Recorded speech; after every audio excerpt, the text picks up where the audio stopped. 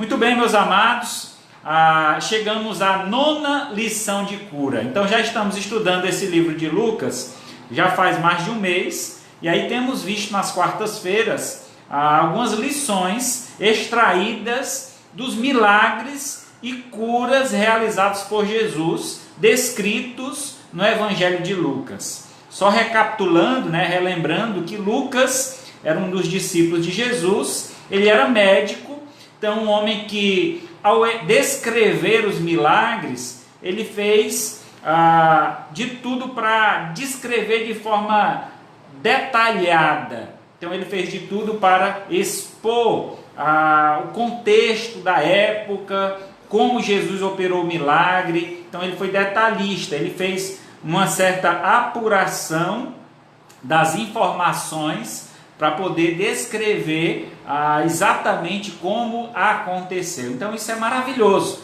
termos essa certeza do cuidado do escritor em expor, em transpor transmitir essa mensagem da forma como realmente aconteceu. Então nós chegamos ao capítulo 18. Abra aí o Evangelho de Lucas, capítulo 18. Segura aí. Vamos então iniciar aqui com a introdução. Então, no capítulo 18 de Lucas, Jesus apresenta um modelo de fé que ele espera encontrar em meio ao povo de Deus. Esse modelo nos é apresentado na prática. Aí vamos ver como foi que Jesus apresentou esse modelo de fé. Aqui no capítulo 8, no verso 8 do capítulo 8, Jesus faz uma pergunta. Contudo, quando vier o Filho do Homem, achará porventura fé na terra? Então o título dessa mensagem é: achará o Senhor fé na terra? Então essa é a expectativa. O que nós vamos abordar essa noite é sobre fé. Então, como desenvolvermos a nossa fé, como alimentarmos a nossa fé, como a nossa fé deve estar sendo produzida, sendo multiplicada, para que então na volta de Cristo sejamos encontrados fiéis. Amém? Muito bem. Então o texto base, capítulo 18 de Lucas, vamos ler então o milagre operado nesse capítulo, que vai do versículo 35 ao 43. Vamos lá, Lucas 18, do 35 ao 43, diz assim então a palavra de Deus. Aconteceu que, ao aproximar-se ele de Jericó, estava um cego assentado à beira do caminho, pedindo esmola, e ouvindo o tropel da multidão que passava, perguntou o que era aquilo. Anunciaram-lhe que passava Jesus, o Nazareno. Então ele clamou: Jesus, filho de Davi, tem compaixão de mim. E os que iam na frente repreendiam para que ele se calasse. Ele, porém, cada vez gritava mais alto: Filho de Davi, tem misericórdia de mim. Então Jesus parou e mandou que lhe trouxessem. E, tendo ele chegado, perguntou-lhe: O que queres que eu faça, que eu te faça? Respondeu então o homem cego: Senhor, que eu torne a ver. Então Jesus lhe disse: Recupera a tua vista, a tua fé te salvou. Imediatamente tornou a ver e seguia, glorificando a Deus. Também todo o povo, vendo isso, davam louvores a Deus. Muito bem, meus amados, vamos orar. Maravilhoso Deus e Pai, graças te damos, Senhor, pela tua palavra, pela instrução que nós recebemos por meio dela. Te pedimos, Senhor, nos dirige, nos orienta, abre nossa mente, nosso coração, ilumina os nossos olhos para compreender a tua palavra e fazê-la prática em nossa vida. Nos ajuda a cada dia, Senhor, crescer na fé, que possamos assim, ó Pai, desenvolver uma vida de fé, uma vida de comunhão, uma vida, ó Pai, que verdadeiramente agrada ao Senhor. Que a cada dia possamos ser perseverantes nesta vida, para que no retorno do Senhor nós sejamos encontrados fiéis. Pois em nome de Cristo nós te pedimos e agradecemos. Amém. Graças a Deus. Muito bem, meus amados, nesse texto, o capítulo 18 como um todo, ele está muito entrelaçado. Vocês vão entender o que eu estou dizendo. É muito interessante esse capítulo, porque cada fato ocorrido, cada história que Jesus contava, tinha então uma soma. Então, era muito, isso eu já repeti, já falei várias vezes aqui, mas isso é o objetivo da operação de curas e milagres de Jesus Cristo, era transmitir uma mensagem. Isso é claro na Escritura. Então, às vezes a mensagem vinha antes, às vezes a mensagem vinha depois da cura, mas ela sempre estava presente. Jesus não apenas curava por curar, Jesus não fazia milagres só por fazer, para demonstrar que ele era alguém superior. Não, ele sempre tinha uma mensagem inserida naquele contexto, naquele momento, naquele milagre operado. Então isso é muito interessante nós destacarmos, porque o que nós vemos hoje, muitas vezes, a procura das pessoas por Deus é apenas para receber a cura, a graça, o milagre, mas não se importam com a mensagem que ele possa trazer. Então é de extrema importância aquele que busque a Deus esteja atento à sua mensagem. A mensagem da palavra de Deus, meus amados, é a coisa mais importante que nós temos para a nossa vida, porque é através da palavra que nós somos libertos, é através da palavra que conhecemos a verdade, é através da palavra que nós somos orientados a seguir em direção a Deus. Então veja quanto é importante a mensagem da palavra de Deus. Isso eu digo porque nos dias em que vivemos, as pessoas estão indo às igrejas, muitas vezes, apenas como um momento de descontração, um local onde vão encontrar amigos, pessoas conhecidas, e ali se torna um ponto de encontro, e não mais um lugar de adoração, um lugar onde eles vão receber essa palavra. Então dê atenção. Se você esteve tanto tempo aí distante da casa de Deus, retornando agora, dê atenção à palavra, esteja sempre disposto a ir anotar, a ter um caderninho, uma caneta próxima, para você marcar ali na sua Bíblia, anotar, fazer as anotações. Para que isso? Para que a mensagem do Senhor, ela não seja lançada apenas, como diz, entra no ouvido e sai no outro, Não, mas que essa palavra seja gravada em nosso coração, para que então possamos praticar, colocar em prática. Então Jesus Cristo, neste capítulo, ele tinha como intuito justamente explorar essa questão da fé, explorar no bom sentido que eu estou dizendo, explorar no sentido de valorizar, exaltar, mostrar às pessoas a importância da fé. Então, sendo assim, observamos então nesse texto 4 segredos da fé, vamos colocar assim. Então, o que é uma fé genuína? Nós vamos observar no texto. A primeira é, uma fé genuína, ela é observadora. Uma fé genuína, ela é observadora.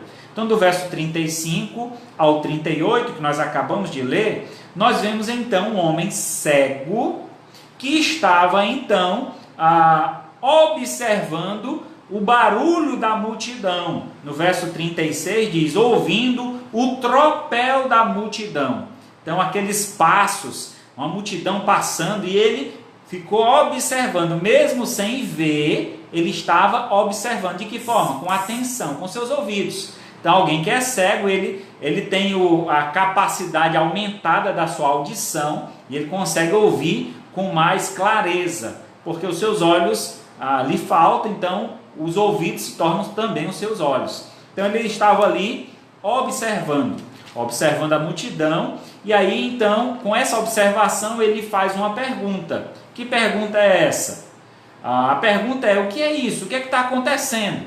E as pessoas então anunciam que era Jesus, o Nazareno, que estava passando. Muito bem, uma fé genuína, ela é observadora.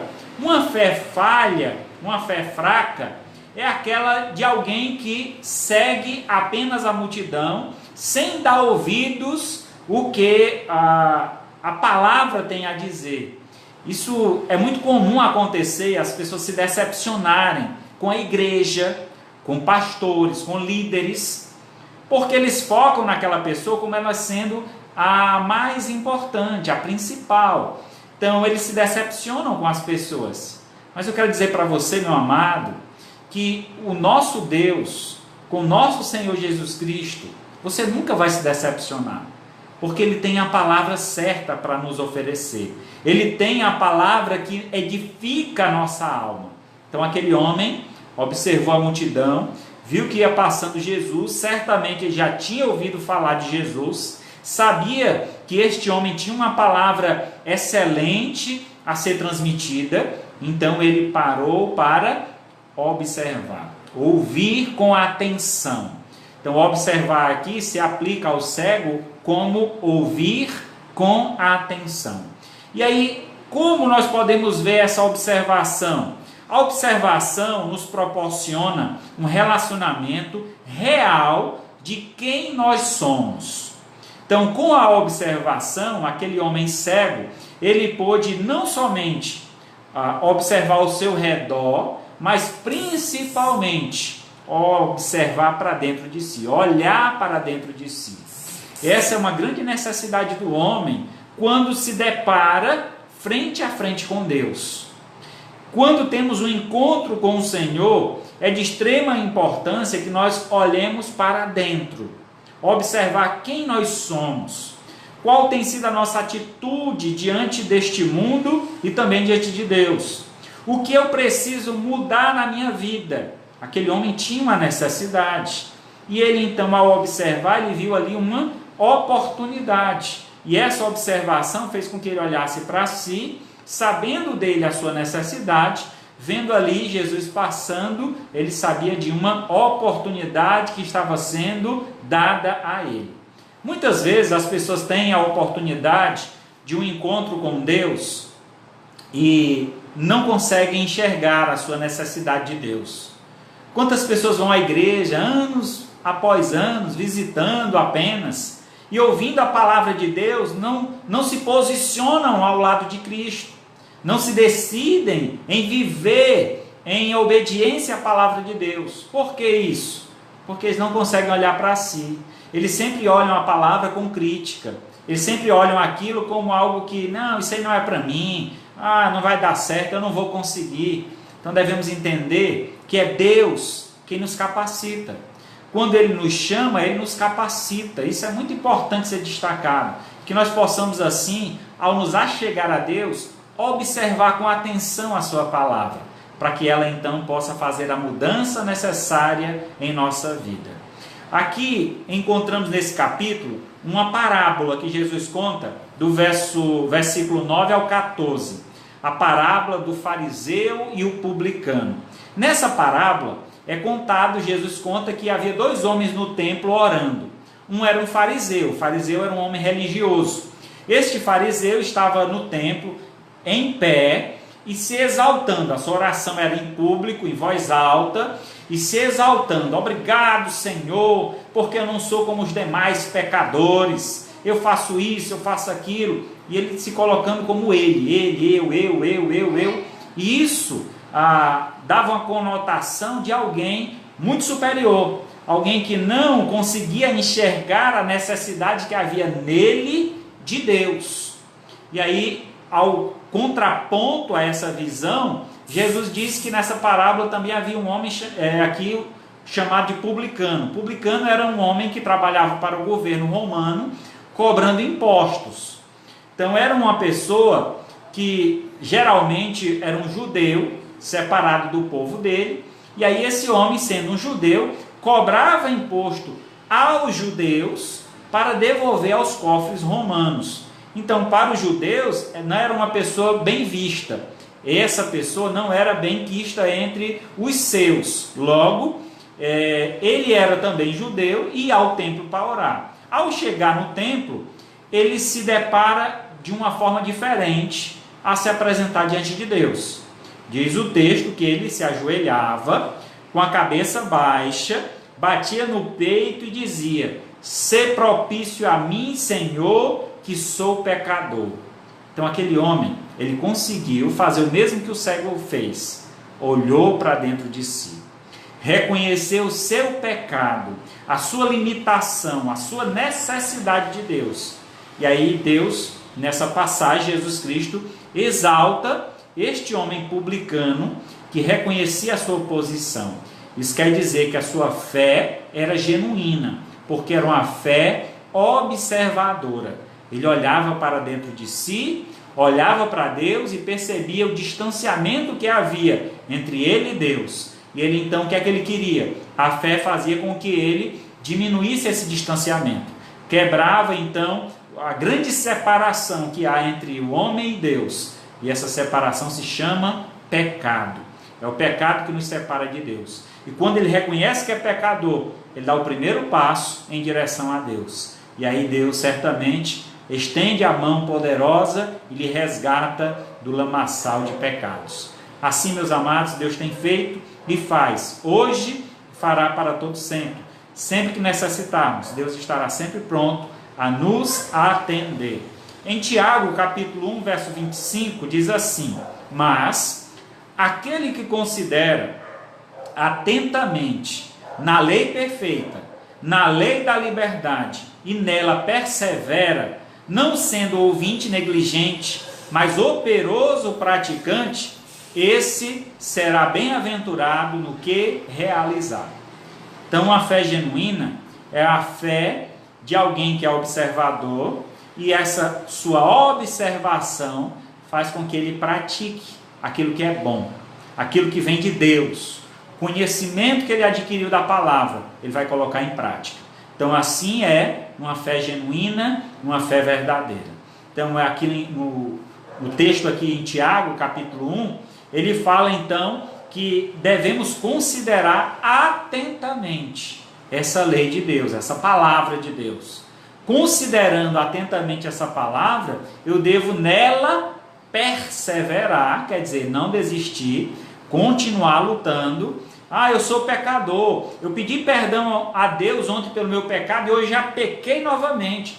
Mas persevera, meu irmão, seja firme, não desista, não pare de lutar, erga as suas mãos, né? Estamos em uma batalha, o inimigo é cruel. Então, sempre que baixamos a guarda, o inimigo nos ataca. Então, o grande problema do cristão com relação à fé e o ataque é porque nós baixamos a guarda. Achamos que já estamos seguros, já temos feito de tudo. Eu já li a Bíblia toda, já está bom.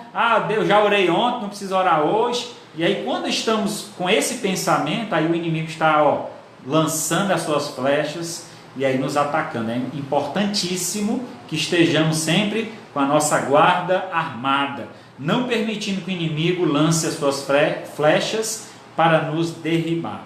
Então, a fé genuína é uma fé observadora, mas também uma fé genuína é uma fé persistente. Ele persevera, né? Persistente. Ele é insistente também. Veja só o que diz no versículo 39 e 40.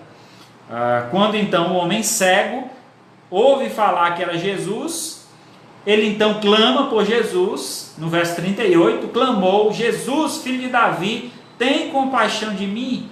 Então, o que é que aconteceu? No verso 39, os que iam à frente o repreendiam que ele se calasse. Porém, ele cada vez gritava mais: "Filho de Davi, tem compaixão de mim." Então parou Jesus e mandou que ele trouxesse. E tendo ele chegado, perguntou. Então aqui, esse homem tem um processo interessante. Esse processo da fé. A fé, ela precisa ser persistente. São muitos os dias da nossa vida que nós às vezes estamos numa baixa, entristecidos, chateados, as coisas não estão andando em conformidade como nós gostaríamos. Mas quando o cristão ele aprende a viver na dependência de Deus, na confiança em Deus, então a sua fé ela é perseverante, ela não desiste. Esse homem poderia muito bem, com a repreensão da multidão, ele desistir de buscar a Jesus. Mas naquele dia ele estava convicto de que Jesus era o único meio que ele tinha para resgatar a sua fé. A sua fé era tão grande em Jesus que ele não queria saber o que os outros iam dizer, o que os outros iam pensar, o que os outros iriam falar dele. Ele iria até o fim, confiante no Senhor. Então essa perseverança, essa persistência desse homem trouxe a ele uma evolução da sua fé. Então é importante, irmãos, que no decorrer da nossa vida cristã, a gente seja persistente nas coisas de Deus. Às vezes a gente chega na igreja e diz o seguinte: eu não sei fazer nada, eu não tenho como contribuir, colaborar, porque eu não tenho nada, eu não sei fazer nada. A gente se diminui, né? Se menospreza. Saibam, meus irmãos, que Deus escolheu justamente as coisas pequenas deste mundo para fazer grande. Não se menospreze. Deus tem muitos dons e talentos para conceder aos seus, mas para isso eu preciso ter fé, ser perseverante. Aí eu quero cantar na igreja, então eu vou treinar, eu vou insistir, eu vou procurar os meios, eu vou me capacitar para isso. Deus vai abençoar a sua vida e você vai procurar os meios para multiplicar o seu conhecimento. Então assim Deus vai abençoar o seu lar. Aquele homem precisou sair da sua linha de conforto. Ele estava ali sentado num cantinho, vendo a multidão passando, ouvindo a multidão passando, mas ele então se ergueu, levantou-se, perguntou quem era, o que era que estava acontecendo. Quando ele soube que era Jesus, então ele gritou em direção a Jesus, pedindo socorro dele. Então aqui mostra uma persistência. É um homem que não desistiu diante da sua fragilidade, diante das suas dificuldades. Ao invés disso, ele progrediu. E aí, aqui nesse capítulo, Jesus conta uma outra história, outra parábola, que reflete essa persistência. É a parábola do versículo 1 ao versículo 8. É a parábola do juiz iníquo e da viúva. Então diz aqui a palavra que havia um juiz. Esse juiz era um homem do mundo, não era um homem temente a Deus. E havia então uma serva de Deus, uma mulher, uma viúva, que clamava a esse juiz para que assistisse a ela, respondesse ao seu clamor, ao seu pedido. E por muito insistir, esse juiz que não ajudava ninguém, que era um homem que só pensava nele próprio, ele disse: eu vou fazer o bem para essa mulher, porque ela é muito insistente. Se eu não resolver o problema dela, ela não vai parar. E aí, justamente em cima dessa condição, né, Jesus aplica essa ideia da persistência da fé. Ele diz assim no verso 7, verso 6: então disse o Senhor: considerai no que diz esse juiz iníquo. Não fará Deus justiça aos seus escolhidos, que ele chama dia e noite, embora pareça demorado em defendê-lo? Digo-vos que depressa lhes fará justiça. Então, meus amados, o que a palavra de Deus aqui nos apresenta é que uma fé persistente, ela é respondida por Deus. A persistência é uma garantia de sucesso. Quando somos persistentes em algo, nós alcançamos o sucesso, aquilo que nós almejamos. Então essa persistência nos leva longe, e principalmente com relação às coisas de Deus. Use essa persistência no caminho de Deus, você vai ver que grandes maravilhas acontecerão em sua vida. Eu costumo aqui repreender a minha filha.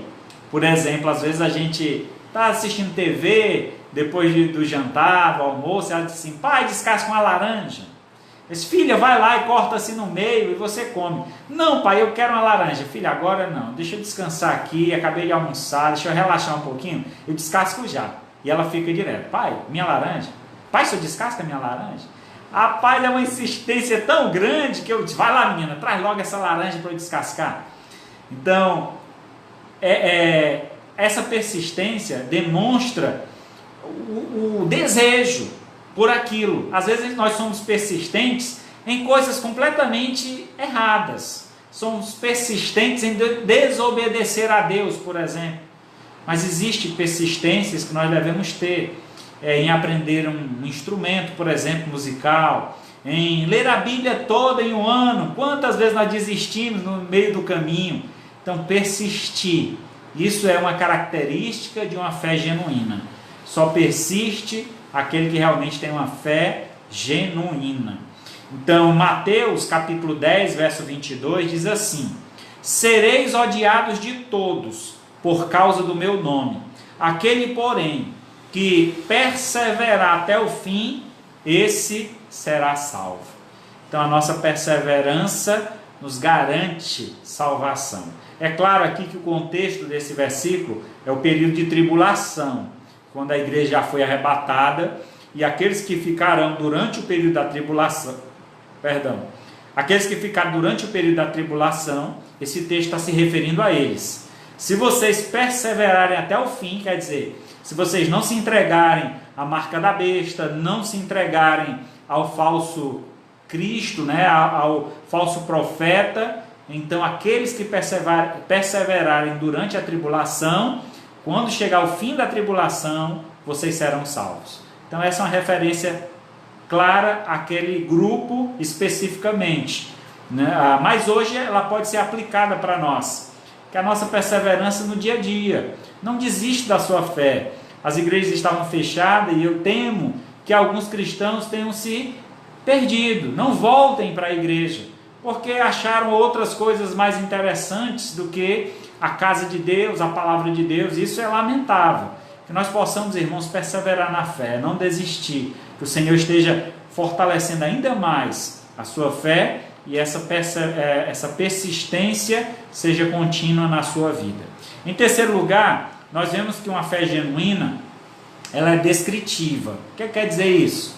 Nós temos que detalhar em quem nós cremos, por que nós cremos, qual é realmente a relação que nós temos com esse Deus que nós cremos. Isso é muito importante para o cristão. Então, uma fé descritiva, que descreve. Então, se Deus te desse a oportunidade de pedir qualquer coisa, o que você pediria? Então, eu te faço essa pergunta. Se Deus te desse hoje a oportunidade para você pedir qualquer coisa a Ele, qual seria o seu pedido? Vamos ver o que foi que o cego pediu. Então, aqui no verso 41 do texto de Lucas 18, diz assim a palavra, versículo 41. Que queres que eu te faça? Respondeu ele, Senhor, que eu torne a ver. Queria destacar um ponto aqui interessante. Lembra que este homem era cego e ele mendigava. Então a cegueira era algo muito comum naquela época e era geralmente permanente, não havia tratamento. Então uma pessoa cega, o que lhe restava, como não podia trabalhar ou fazer outra atividade, o que lhe restava geralmente era mendigar. Então aquele homem era um mendigo que estava na porta da entrada da cidade ou na porta do templo e ali aguardava os que passavam para que lhe pedisse, pudessem socorrer com alguma moeda. Então essa era a prática dele. Então aquele homem estava diante do Senhor dos Senhores, diante do Filho de Deus. E o Filho de Deus lhe faz uma pergunta: o que você quer que eu te faça? Eu fico imaginando se fosse eu ou você. Qual seria a sua resposta? Qual seria o seu pedido? Mas pastor, a resposta desse homem já estava clara. Era voltar a enxergar. Agora imagina, esse homem já estava tantos anos sem enxergar. Certamente já estava morando nas ruas, talvez. Era uma situação precária, era um mendigo. E aí o que é que acontece? O que valia mais para esse homem? Voltar a enxergar ou ter recursos, mesmo sendo cego? Dá para a gente calcular nessa ideia. Imagina se esse homem fosse alguém focado nas coisas do mundo. Ele certamente ia pedir uma grande riqueza. Senhor, eu quero ficar rico, eu quero ter dinheiro para nunca mais precisar nem mendigar, porque a situação dele era essa. Só que ao invés disso, ele foi humilde e pediu que realmente ele necessitava, que era ver. E para que ele queria ver? Para contemplar a glória de Deus. Que maravilha, meu irmão, a gente conseguir enxergar a glória de Deus, porque nesse mundo há muitas pessoas que têm olhos, que conseguem ver, contemplar esse mundo, mas não conseguem enxergar a glória de Deus, não conseguem ver a grandeza de Deus, o quanto Deus é bom. Meu amado, abra os seus olhos, contemple os céus, tudo que há neste mundo que foi feito por Deus, e dê glória a Deus. Tem muita gente que não consegue, só reclama, não consegue reconhecer a grandeza de Deus, o que Deus tem feito na sua vida. Aquele homem, tudo que ele queria era conseguir enxergar a glória de Deus. O Salmo 19 diz assim: os céus proclamam a glória de Deus. Então essa proclamação é uma declaração. Deus se declara a nós, se apresenta a nós através dos céus. Mas aquele homem cego não conseguia enxergar. E muitos são hoje em dia, que têm olhos, mas não conseguem enxergar a glória de Deus. Olhe para Deus, nesse exato momento.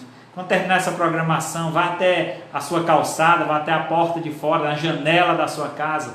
Olhe para os céus, veja as estrelas, a lua, o luar, e contemple a glória de Deus. Deus fez todas as coisas para o nosso bem, para o nosso aprazimento, para o nosso desfrute. Isso é maravilhoso, porque Deus nos ama e Ele cuida dos seus. Que a gente possa ver a glória de Deus, contemplar a glória de Deus. Aqui nós podemos trazer a ideia, no verso 18 ao 23, Jesus conta outra parábola. Então ele contou aqui 3 parábolas, né? A terceira parábola ele fala do jovem rico. Esse jovem chegou, era um jovem de posição, se apresentou diante de Jesus e disse: bom mestre, o que farei eu para herdar a vida eterna? Jesus então disse: perdão, isso não é uma parábola, é uma história real, aconteceu, um fato real. Então ele diz: o que é necessário para eu herdar o reino, a vida eterna?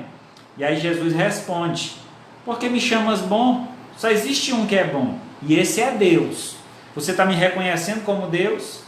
Se você me reconhece como Deus, então reconheça a minha palavra. Faça o que diz a palavra de Deus. E o que é que ela diz? São os mandamentos. E ele diz aqui: tenha observado os mandamentos: não adulterarás, não matarás, não furtarás, não dirás falso testemunho, honra teu pai e tua mãe. E ele então respondeu: tudo isso eu tenho observado. É interessante, né? Ele viu isso, observou, desde a juventude. E então Jesus disse: mas uma coisa te falta. Vai, vende tudo o que tu tem, depois vem e segue-me. Então Jesus Cristo ali fez uma descrição do que era necessário para herdar a vida eterna. A herança eterna vem do contemplar a Deus. E ele diz assim: tu tem observado o que diz a santa palavra de Deus? E o homem disse: eu tenho observado. Ele olhava para a palavra, mas ela não tinha entrado ainda em seu coração. Ele observava, mas não contemplava.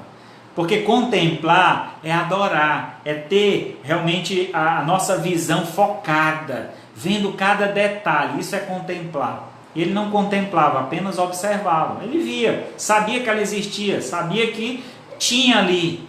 Então, quantas pessoas hoje em dia, eles observam Jesus, eles sabem que Jesus existe, tem essa consciência, mas não o contempla, não o adora, não oferece a Ele o verdadeiro louvor.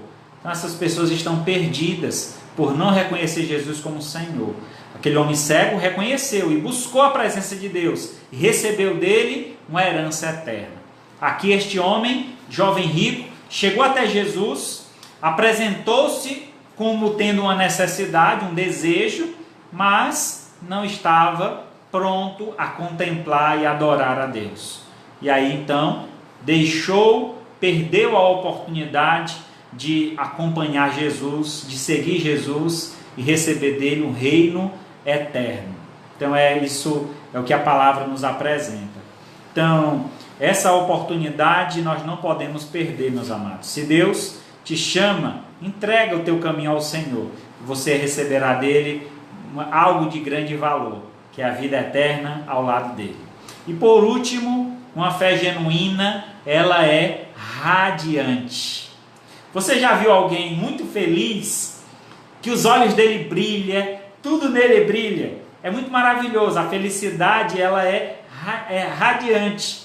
As pessoas conseguem ver de longe. Isso é muito bom. Eu lembro muito quando eu trabalhava com montagem de móveis, e eu já servo de Deus, ia trabalhar, e chegando nas casas dos clientes, eu trabalhava eu e um outro rapaz. Esse outro rapaz não era crente, e ele não gostava muito quando as crianças atrapalhavam na hora da montagem, e ele geralmente expulsava as crianças. E eu chamava as crianças para perto de mim e pedia para elas me ajudarem. Vocês querem me ajudar? Elas, quero, menina querendo ali participar. Então eu rasgava um saco de parafuso, que é de montagem de guarda-roupa, vocês sabem muito bem, aquele saco cheio de ferragem, cheio de coisas, e eu pedia para eles separarem. Separa aqui, ó, os parafusos menores, os maiores, e os meninos passavam o tempo todinho ali, me ajudando, trabalhando para mim, e felizes, alegres, contentes, né, sorridentes. E eu lembro que uma ocasião a mãe viu aquela cena, aí olhou para mim e disse: você é crente, não é? E eu olhei para ela, sorri, eu disse: sim. Por quê? Disse: porque você é diferente. A gente vê um brilho no seu olhar. Você é diferente. O jeito que você está tratando os meus filhos, a gente vê que você é diferente. Eu digo: louvado seja o nome de Deus, porque a glória de Deus está refletindo na minha vida. Isso, irmãos, é o que é uma fé genuína. Uma fé genuína, ela é radiante, ela brilha. A glória de Deus brilha em nós. Então, ser radiante é permitir que o reflexo da glória de Deus seja visto em nós. Seja assim, meu irmão. Seja feliz, seja alegre, seja contente em toda e qualquer situação. Não ande de cabeça baixa, não ande entristecido. Mas, pastor, as coisas não estão indo bem. Mas você tem a salvação, você tem a vida eterna. Há motivos maiores para você estar alegre. Então esteja contente no Senhor, seja grato a Deus. Certamente Deus há de te abençoar. Deus diz na sua palavra: aquele que é fiel no pouco, sobre o muito te colocarei. Então, se você é fiel em ser alegre, contente pelo pouco que Deus tem te dado, então Deus vai te dar uma alegria muito maior, para que você esteja ainda mais radiante. Então seja contente com o que o Senhor tem te dado, te concedido, as bênçãos de Deus na tua vida. Então aqui no verso 42 ao 43, nós vemos então como foi que essa fé genuína radiou de tal forma que as pessoas contemplaram e se alegraram com a alegria daquele homem. Verso 42 e 43 de Lucas 18, diz assim: então Jesus lhe disse: recupera a vista, a tua fé te salvou. Imediatamente tornou a ver e seguia-o, glorificando a Deus. Também todo o povo, vendo isso, dava louvores a Deus. Então veja bem, irmãos, que maravilha. Aquele homem recebeu a graça que ele pedia, que era conseguir enxergar. E ele, conseguindo enxergar, ele viu a glória de Deus. Ele contemplou a glória de Deus. E quando se contempla a glória de Deus, o segundo passo é o quê? Adorar, glorificar. Então, quando ele viu novamente, ou talvez pela primeira vez, não sei se ele era cego de nascença, mas quando ele conseguiu enxergar, diz o texto que ele glorificou a Deus. Agora, o que é interessante foi o passo que ele tomou. Quando ele passou a enxergar, o texto diz: imediatamente tornou a ver. Quando fala que tornou a ver, então quer dizer que ele já havia tido visão antes, né? Então ele não era cego de nascença, ele se tornou cego. Então tornou a ver e seguia-o. Seguia quem? Jesus. A partir daquele momento que ele passou a ver, ele disse: olha, tudo que eu quero agora é andar com esse homem, vou seguir Jesus. Eu vou para onde? Para onde eu irei? É interessante porque, certa oportunidade, Jesus deu uma palavra e alguns que ouviram se afastaram de Jesus, não gostaram daquela palavra, foi uma palavra dura. E aí Jesus olhou para os seus discípulos e perguntou: e vocês, não vão embora também não? E aí Pedro disse: Senhor, para quem iremos, se tu tens a palavra da vida? Então naquele momento Pedro reconheceu que Jesus era o Filho de Deus, porque dele, a palavra que saía de sua boca trazia vida, esperança. Então aqui esse homem viu a mesma coisa. Eu não quero mais me afastar de Jesus, eu vou seguir. E enquanto seguia, contemplando a glória de Deus através de Jesus, ele glorificava. E essa glorificação, ela se estendia, não ficava apenas com ele. Diz aqui o texto: também todo o povo, vendo isso, dava louvores a Deus. Então é interessante como irradiou, né? Essa alegria que estava no coração daquele homem em contemplar a glória de Deus, em poder seguir a Jesus, estava então contaminando a outros, sendo transmitida a outros. E isso é maravilhoso, irmãos. Quando nós nos permitimos receber essa graça de Deus, que é a salvação da vida eterna, ao receber essa graça, nós temos então uma vida esplêndida, maravilhosa, que as outras pessoas vão contemplar e desejar. Quem nos conhece, ou quem nos conheceu antes de conhecer a Cristo, e nos vê hoje, vai dizer: pastor, tu está diferente, tu não sei o que é, mas você é uma pessoa diferente, porque ele vai ver esse reflexo da glória de Deus na nossa vida. Isso é maravilhoso, isso é maravilhoso. Ser radiante é permitir que o reflexo da glória de Deus seja visto em nós. E aí nós temos aqui um outro momento que Jesus mostra esse reflexo. Que reflexo é esse? Visto nas crianças. No versículo 15 até o 17. Diz então que as crianças, trazia também as crianças para que os tocasse, e os discípulos, vendo, repreendiam. Então as pessoas traziam as crianças até Jesus, e os discípulos afastavam: sai menino daqui, vai atrapalhar o mestre. E aí a resposta de Jesus para eles era: Jesus, porém, chamando para junto de si, ordenou: deixai vir a mim os pequeninos, e não os embaraceis, porque dos tais é o reino de Deus. Em verdade vos digo, quem não recebeu o reino de Deus como uma criança, de maneira alguma entrará nele. Então, você já viu a alegria de uma criança? Como uma criança se alegra com pouca coisa. Ela às vezes está ali num parque, encontra ali um caramujo. Para nós adultos, alguns podem até ter nojo, né? Mas aí a criança pega aquilo, passa a tarde toda brincando. Para ela ali é uma grande festa. Ela se alegra com pequenas coisas. A glória de Deus está nas crianças. Meus amados, que nos tornemos como essas crianças. Sejamos alegres, contentes, felizes.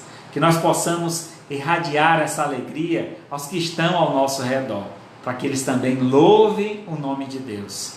E assim Deus seja exaltado através da nossa vida. Efésios 1:12, a fim de sermos para o louvor da sua glória, nós, os que de antemão esperamos em Cristo. Então Deus nos fez para o louvor da sua glória. Nós fomos feitos para glorificar a Deus. E como é que glorificamos a Deus? Através da nossa fé, que irradia, que transmite a glória de Deus, o reflexo da glória de Deus, e faz com que os homens também glorifiquem ao Senhor. Concluindo então, estamos vivendo o tempo do fim. Isso quer dizer que Jesus está próximo de vir. Ele voltará para buscar a sua igreja, e por isso é preciso alimentar a nossa fé, para que sejamos encontrados fiéis. Então lembra disso, alimente a sua fé, para que quando Jesus voltar, te encontre dedicado, perseverante, firme nos caminhos de Deus. Em 1 Coríntios 4:2 diz: ora, além disso, o que se requer de um dispenseiro é que cada um deles seja encontrado fiel. Então nós cuidamos da dispensa de Deus, Somos chamados para ser mordomos de Deus, cuidadores da dispensa do Senhor, de transmitir a palavra de Deus. Então, o Senhor quer que nós sejamos fiéis. E 1 Tessalonicenses, a promessa da vinda de Deus, de Jesus, 1 Tessalonicenses 4, 16 e 17. Portanto, o Senhor mesmo, dada a sua palavra de ordem, ouvida a voz do arcanjo, o ressoar da trombeta de Deus, descerá dos céus, e os mortos em Cristo ressuscitarão primeiro. Depois nós, os vivos, os que ficarmos, seremos arrebatados, juntamente com eles, entre nuvens, para o encontro do Senhor nos ares, e assim estaremos para sempre com o Senhor. Meu amado, meu irmão, meu amigo, que você possa avaliar a sua fé, que essa mensagem faça com que você olhe para dentro de si, observe no que você tem falhado, onde você tem sido infiel ao Senhor. Volte para Deus, Ele é pronto para nos perdoar, Ele sempre está de braços abertos para nos receber. Então coloque a tua fé no Senhor, dedica tempo, vida, dedica a tua vida na obra de Deus, glorifica o Senhor com a tua vida, para que então a alegria do Senhor permeie toda a sua vida, lhe encha de alegria, e essa alegria possa ser expansiva, alcance outras pessoas para que elas também entreguem sua vida a Jesus. Que o Senhor abençoe a sua vida com esta palavra, multiplique ainda mais a graça em sua vida, que você viva para o louvor da glória de Deus. Amém? E quando o Senhor voltar, nós sejamos encontrados fiéis, com a nossa fé perseverante, firme no Senhor. Amém. Louvado seja Deus. Vamos orar. Maravilhoso Deus e Pai, graças te damos, Senhor, por esse tempo, pela tua palavra, pelo conhecimento que possamos assim, ó Pai, aplicar em nossas vidas, que a nossa fé seja genuína, que nós alimentemos esta fé para que ela se multiplique, se fortaleça, para que ao retorno de Cristo nós sejamos encontrados fiéis e prontos para habitar com o Senhor nos ares. Pois em nome de Cristo Jesus que nós te pedimos e agradecemos. Amém. Graças a Deus.